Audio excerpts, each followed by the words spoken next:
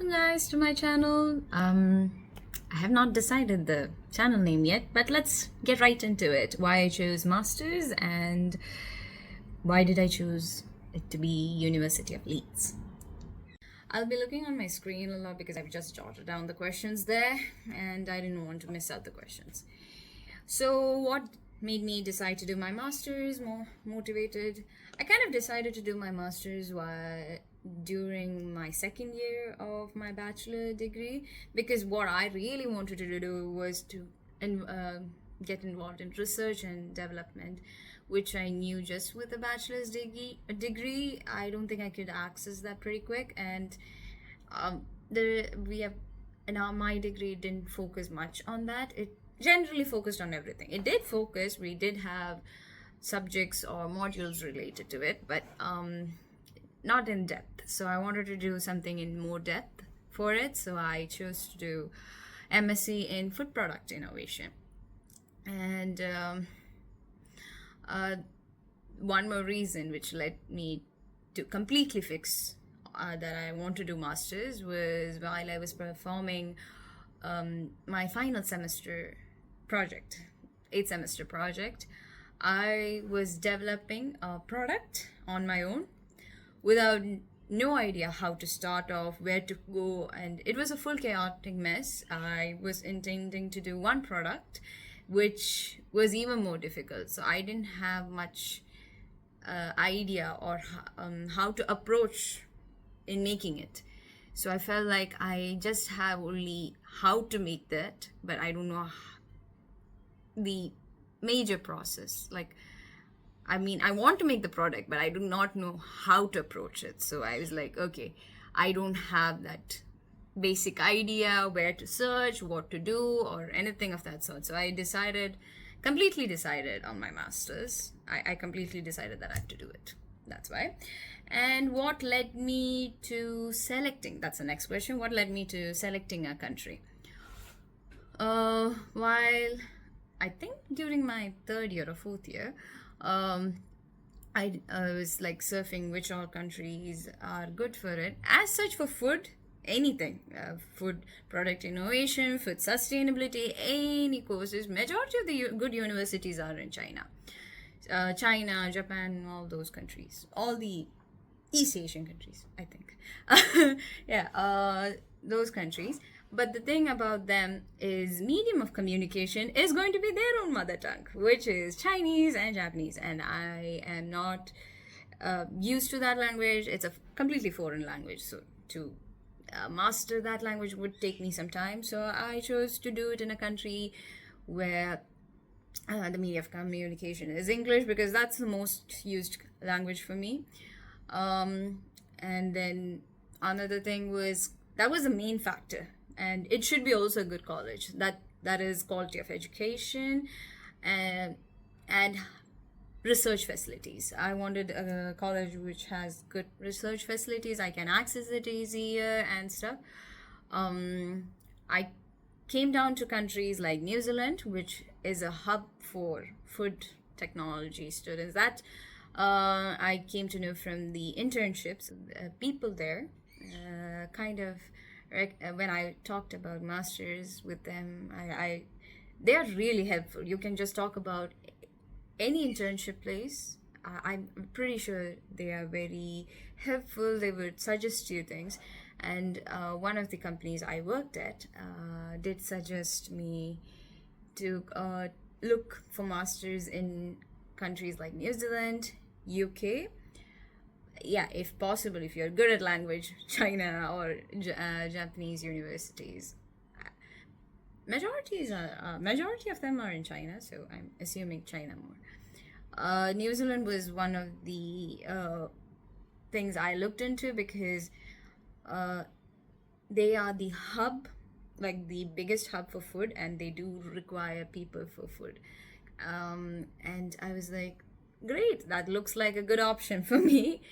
But one concerning factor which came into account was it's quite far from India, from my home country, or UAE for that matter, and it's long travel, and there are a lot of restrictions on taking many things there. We have to be very careful, or we'll end up paying a lot.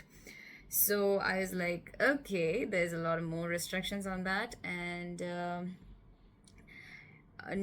there are not much people I know, like relatives or distant cousins or someone there for me. So my parents found it difficult to send me there, um, and that's why it got like kicked out. But if it's possible for you, if it is a good option, go for New Zealand. I would really suggest that.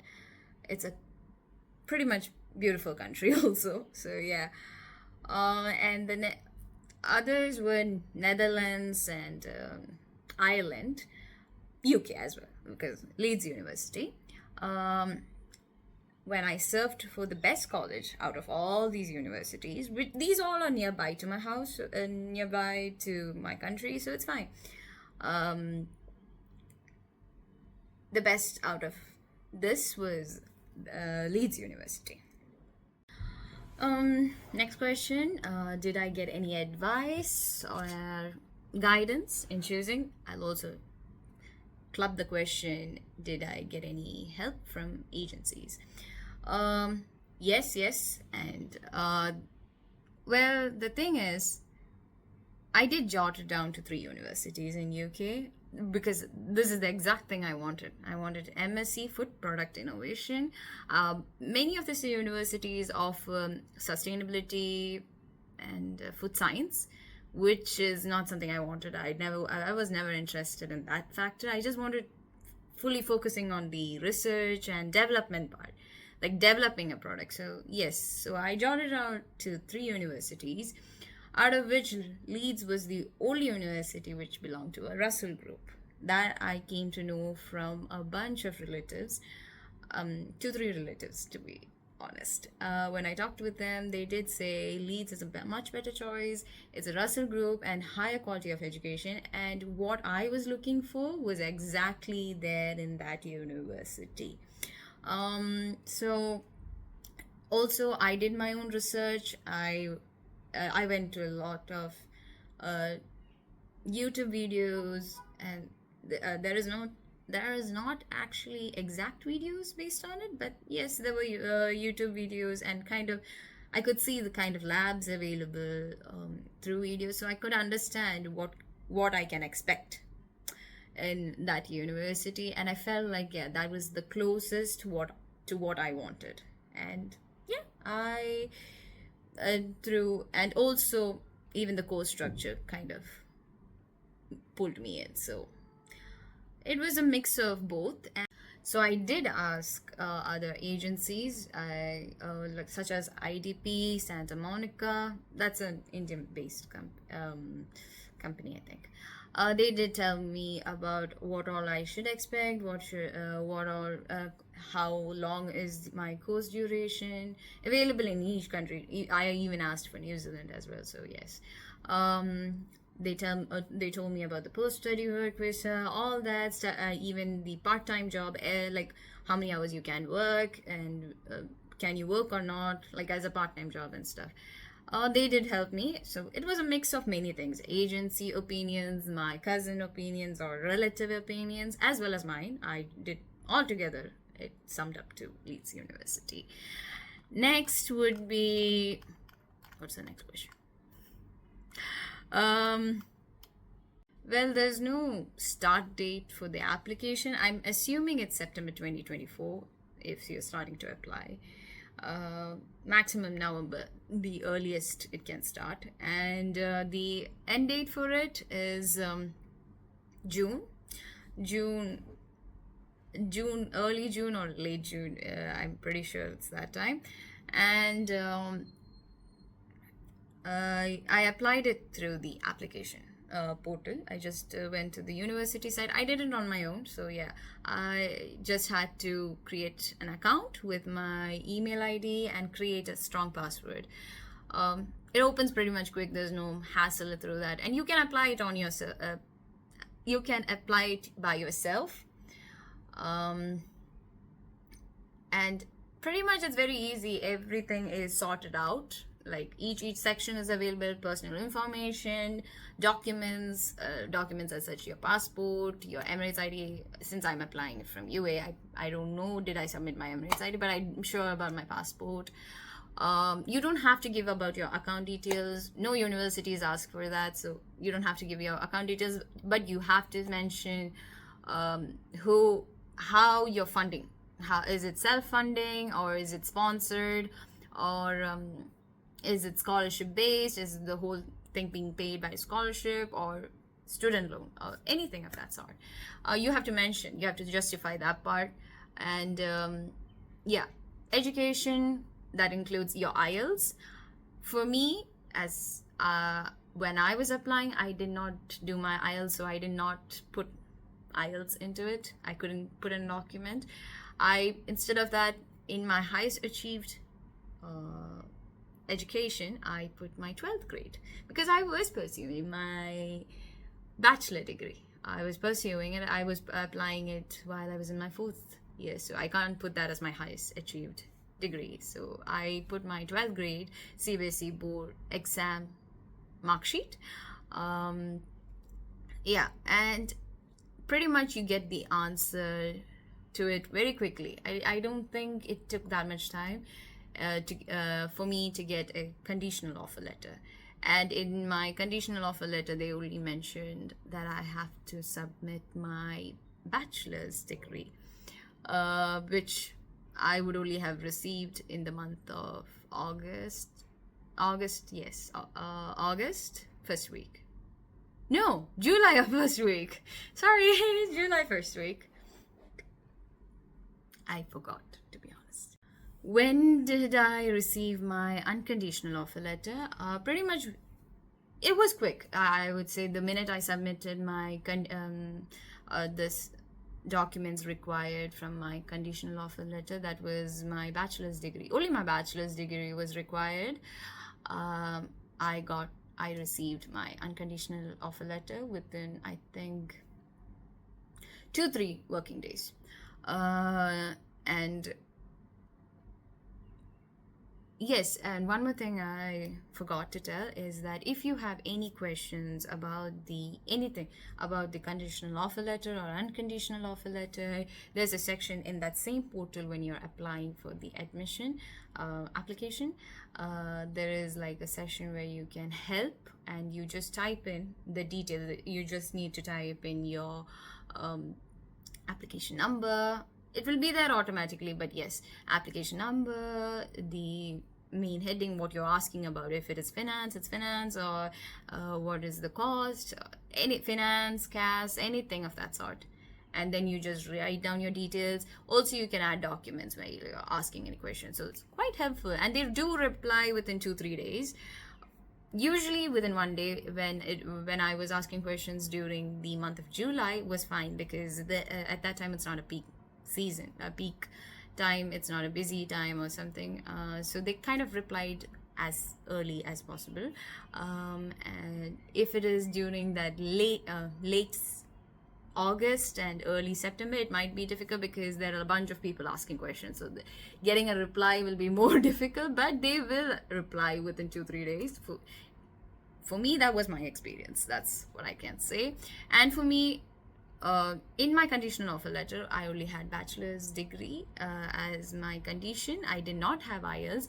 They based my English proficiency from my 12th grade board exam mark sheet. So I did not have to write IELTS because of that. Next question. How long did it take for me to get my CAS issued? It depends on how quickly you pay the amount. So to obtain CAS, that's confirmation of acceptance for studies, you need to pay an amount. That is, for me, in my case, it was £2,000. I had to pay through the portal. These all are present in the same portal. You don't have to go anywhere else. Just make sure you keep that portal ready. Have that portal ready. I had to pay through that. So there are two methods you can pay for your CAS. That is pay through Flywire or pay through debit or credit card. Any of these you can choose. I did it bank transfer, so that's through Flywire. Anyways, if I'm remembering it right, I paid on the 18th of August. It showed up in the system, that is my application portal, 2 days later, because since it's a bank transfer through Flywire, it takes some time. Bank transfers do take some time. If it is debit, credit card, no, you get the statement right away. So it didn't take much time. 2 days later, and my CAS, they did mention it will take up to 14 days if it is not peak time. I received it on the 28th. 28th of August. It did not take it did not take that long. It kind of came pretty quick. So 28th of August, I received my CAS.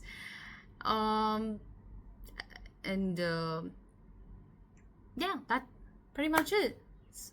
Well, I forgot to mention this. That was the earliest you can get a CAS is 6 months before your course start date. So if you graduated last year and you applied this year or something for joining this year intake, that you will not get your CAS at the earliest. So even if you apply the earliest, the maximum they can do is 6 months.